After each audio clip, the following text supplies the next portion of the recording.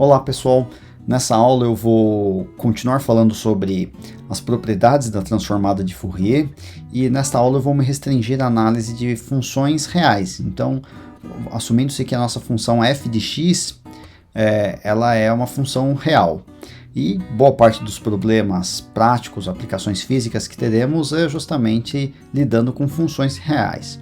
Então, vamos fazer análise do qual é o significado da transformada de Fourier sendo real e como que é a representação dela no domínio da frequência. Então, a f de x ela é uma função real de variável real. O x, que pode ser tempo ou espaço aqui, é uma variável real. E a minha função, f de x, é uma função real. Quando eu calculo a transformada de Fourier, então aqui essa setinha indicando a aplicação da transformada de Fourier, eu obtenho uma nova função que eu chamei de f maiúsculo. E ela é uma função de w, e é dada por essa expressão.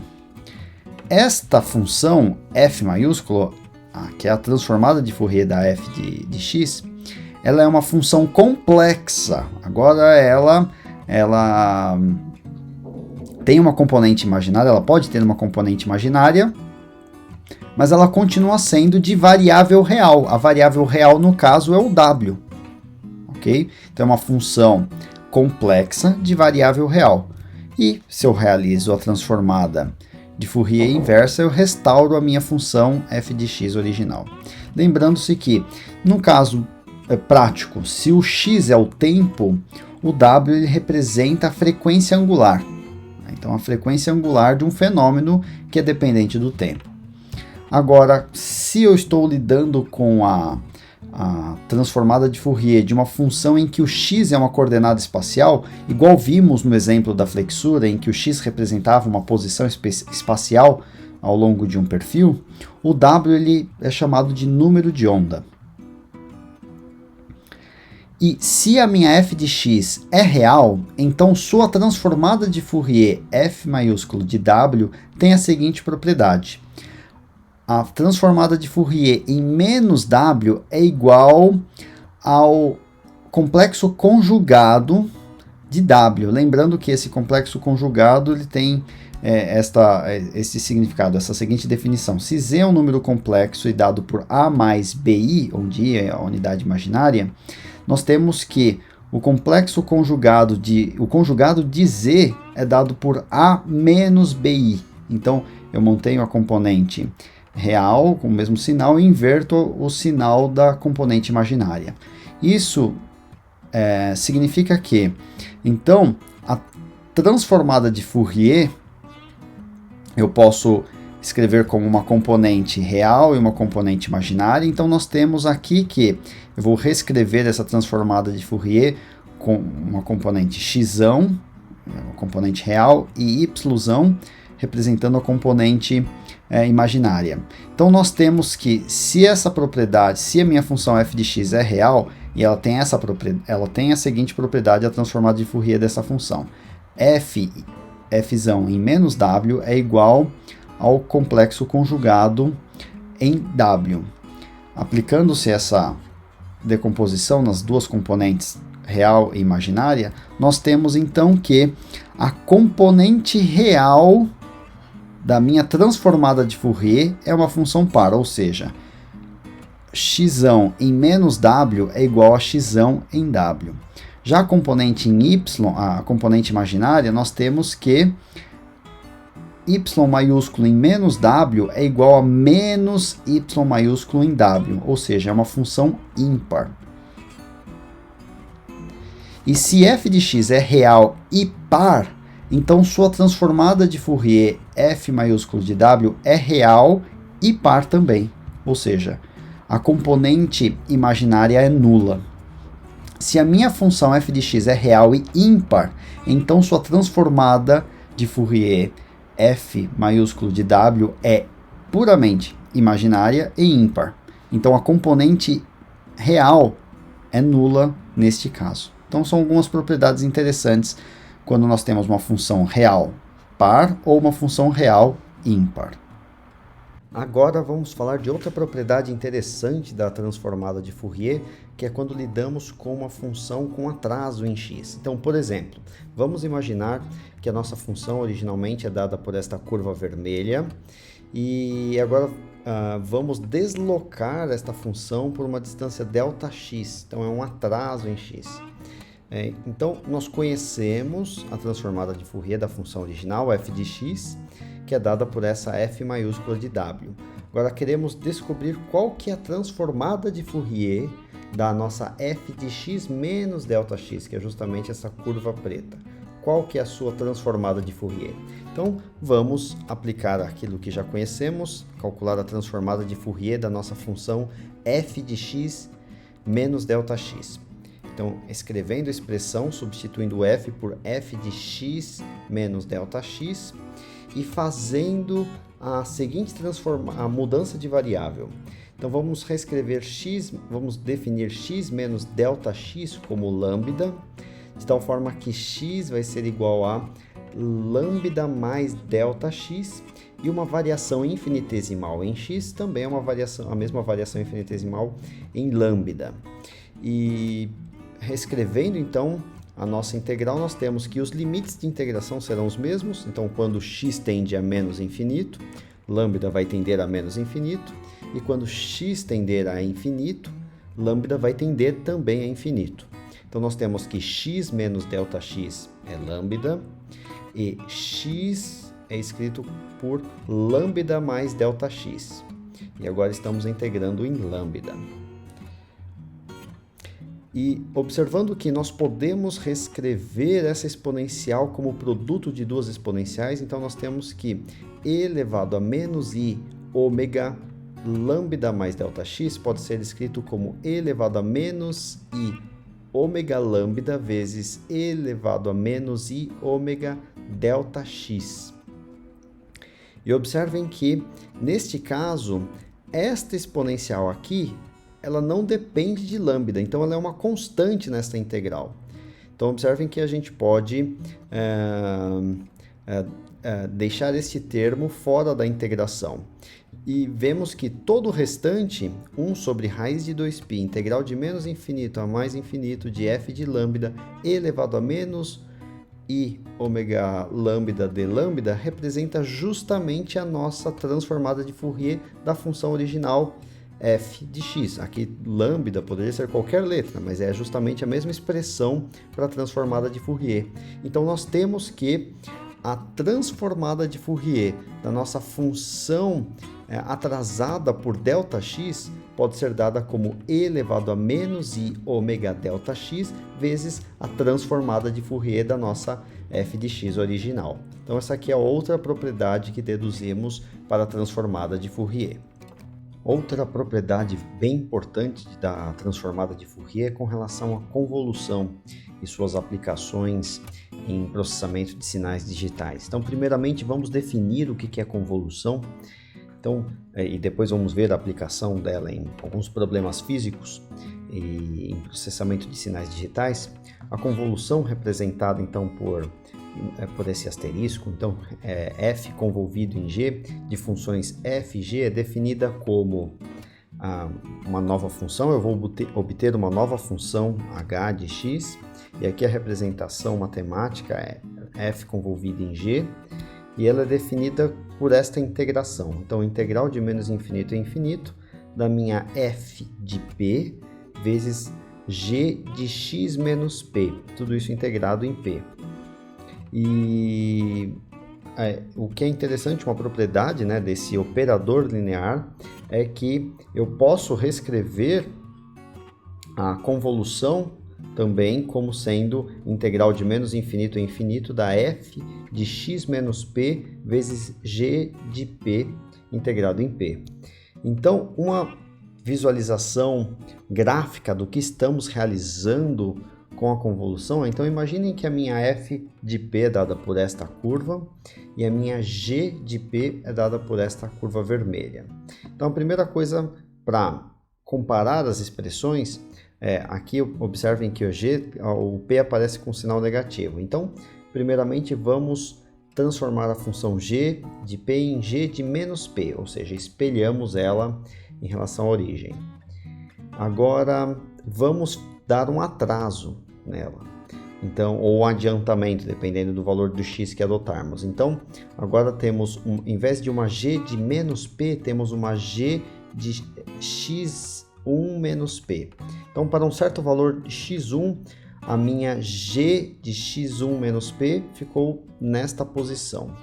Então, observem que, nesta configuração, quando eu multiplicar esta g de x1 menos p com a minha f de p, não há sobreposição entre as curvas, ou seja, o produto delas vai me dar uma função nula, porque onde essa daqui é positivo, a minha f de p é zero e vice-versa. Então, quando eu calcular este produto e integrar de menos infinito a infinito, eu vou obter um valor nulo para um certo valor de x1. Então, se o meu x for igual a x1, esta integral aqui vai dar zero. Então, para este ponto da minha nova função que eu vou ter, dada pela convolução dessas duas funções, nesta posição x1, a minha convolução vai dar zero, justamente porque não há sobreposição entre essas duas funções. Agora imaginem que eu escolha um outro valor de x, na posição agora x2, de tal forma que eu tenha sobreposição tanto da f quanto dessa minha g de x2 menos p. De tal forma que o produto entre elas vai me dar um valor não nulo e a integral de menos infinito a infinito não será nulo. Então, para este valor de x, no caso x2, nesta posição, a convolução entre as duas funções vai me dar um valor não nulo. Da mesma forma, para esse outro valor x3, que eu adotei aqui para g, só que observem que a sobreposição das áreas é menor do que no caso anterior. Então, o resultado da convolução para nesta posição x3 vai ser um valor em que a integral vai ser inferior a esta. Para ficar mais claro, eu vou pegar aqui um GIF que eu extraí na internet. Imaginem que eu tenha duas funções caixas unitárias. Observem que enquanto não há sobreposição entre as duas curvas, eu não tenho... O valor da minha convolução é nulo, mas a partir do momento que há sobreposição entre as áreas, indicada pela região amarela, eu tenho sim um valor da convolução não nulo. E o resultado disso é que eu obtenho, através da convolução, uma função em forma triangular, de tal forma que no início da sobreposição entre as duas curvas está o quê? Para um certo valor de x, a minha g de x menos p se sobrepõe parcialmente com a minha f de p e a integral de menos infinito a infinito desse produto resulta num valor não nulo, até que há a sobreposição máxima das duas curvas. Então eu tenho esse pico aqui da minha convolução máximo, a sobreposição produto das duas funções é 1, e depois elas começam a se separar e eu tenho então esse decaimento aqui, a queda no valor da convolução, até que não ocorra mais sobreposição entre as duas caixas e o valor da convolução é nulo a partir de 1. Vou mostrar novamente o vídeo para ficar claro. Então observem que a partir do momento que ocorre a sobreposição, a minha função h, ela tem um valor não nulo, tem um pico da sobreposição e depois decai. Então, a convolução de duas funções caixas unitárias me resulta nesta função triangular. Aqui eu vou mostrar um outro exemplo em que nós temos uma função caixa convolvida com essa exponencial, que ela só tem valores positivos, só tem valores não nulos para valores de x positivo. Então, neste caso, nós vemos a função h indicada por essa curva preta aqui. E o valor em cada um desses pontos é proporcional à área de sobreposição entre as funções f e g. Então, essa aqui é uma representação matemática e gráfica da convolução dessa operação. E ela tem diversas aplicações, tanto em tratamento de sinais digitais, em sísmica, em processamento de imagens. E agora vamos ver qual seria a transformada de Fourier da convolução, ou seja, qual que é a transformada de Fourier da f convolvida em g. Então, neste caso, vamos reescrever essa expressão, então substituindo a minha função, que eu estou querendo calcular a transformada, por f convolvida em g. Então, 1 sobre raiz de 2π, integral de menos infinito a infinito, da f convolvida em g, e elevado a menos i ômega x dx. E lembrando da expressão da convolução, nós temos que esta convolução é dada por integral de menos infinito a infinito da f de p vezes g de x menos p dp. E este termo, então, eu posso reescrever agora. Observem que este termo aqui, e elevado a menos i ômega x, ele não depende de p. Então, eu posso colocar para dentro dessa integral mais interna. Então, observem que agora eu posso fazer uma mudança de variável, tal que eu posso reescrever onde eu tenho x menos p por q, de tal forma que x pode ser escrito como p mais q. Então, eu fiz uma mudança de variável agora. Então, o x menos p eu reescrevi por q, e dx, uma variação infinitesimal em x, equivale a uma variação infinitesimal em q. Então, nós temos dq aqui. Então, esta expressão eu vou copiar aqui para cima. E observem que nós podemos escrever essa exponencial aqui como produto de duas exponenciais. Então, e elevado a menos i ômega p mais q pode ser escrito como e elevado a menos i ômega p vezes e elevado a menos i ômega q. E observem que nós temos produto de funções que dependem somente de p e funções que dependem somente de q. Então, eu posso escrever tanto esses termos quanto essas exponenciais aqui como produto de duas integrais. Então, tudo que depende de p fica dentro da integral de p e tudo que depende de q fica dentro da integral de q. E observem que aqui nós temos claramente a transformada de Fourier da f e aqui a transformada de Fourier da g, a menos de 1 sobre raiz de 2π, que eu só tenho para uma das transformadas. Então, observem que eu posso reescrever este termo aqui como sendo raiz de 2π transformada de Fourier da minha f, e este termo aqui como sendo raiz de 2π transformada de Fourier da g. Multiplicando tudo, nós temos que essa raiz de 2π se cancela com esta e só sobra uma raiz de 2π. Então, nós temos que a transformada de Fourier da convolução da f com a g é dado por raiz de 2π vezes a transformada de Fourier da f vezes a transformada de Fourier da g. Ou seja, a convolução de duas funções, que é uma operação relativamente, matematicamente, ela é mais complexa. Nós estamos lidando com a integração de duas funções e uma ela vai sendo deslocada ao longo do eixo x. Na transformada de Fourier, a operação é muito mais simples, envolve apenas a multiplicação das duas transformadas de Fourier isoladamente. Então, uma operação que, ou no domínio do tempo ou do espaço, é relativamente complexa, no domínio da frequência, ao fazermos a transformada de Fourier, é algo bem mais simples. Basta uma multiplicação entre as transformadas originais das funções isoladamente.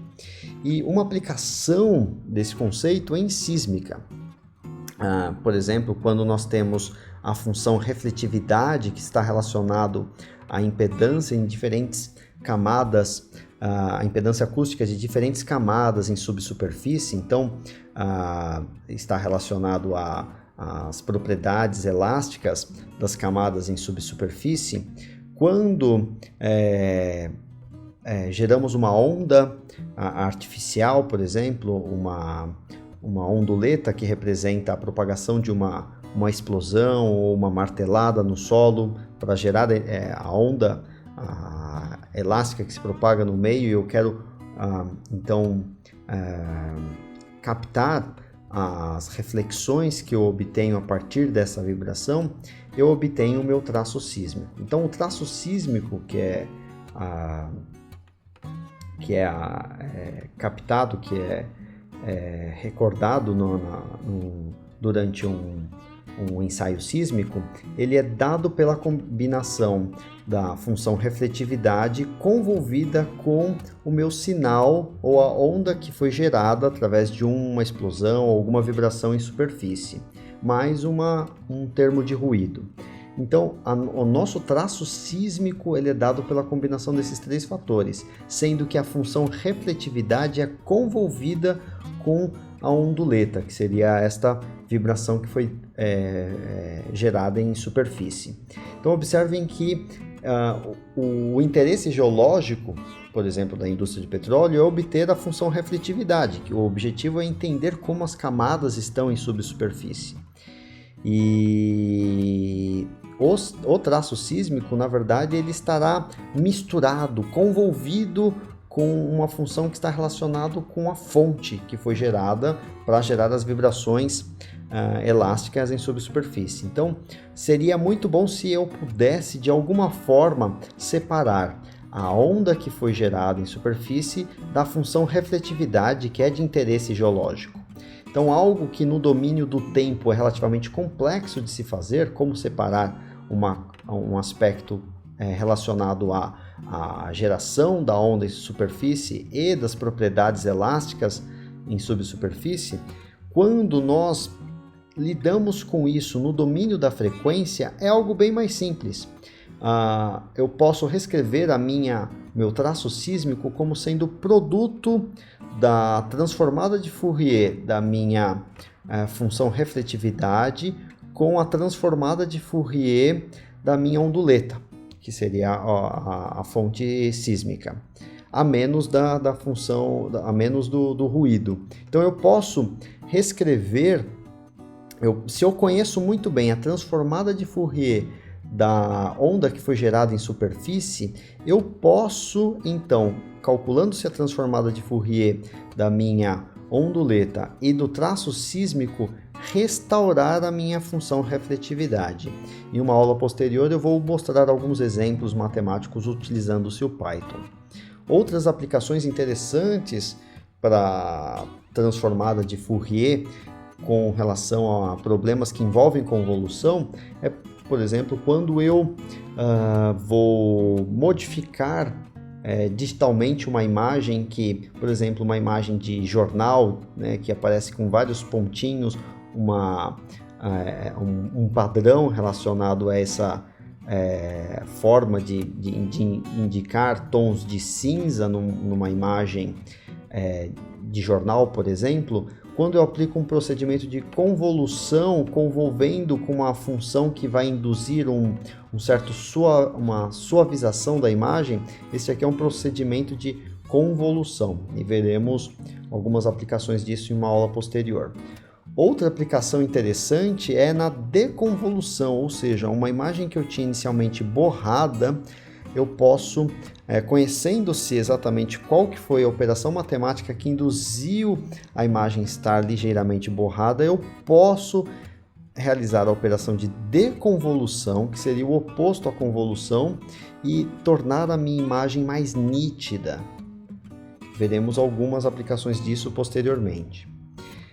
Aqui eu mostro algumas aplicações também em astronomia, onde algumas imagens que inicialmente estavam borradas, como esta lua de Júpiter e a própria imagem de Júpiter, com o procedimento de deconvolução eu consigo obter imagens mais nítidas, com transições mais abruptas, né? Então eu consigo observar claramente algumas feições na superfície desses planetas.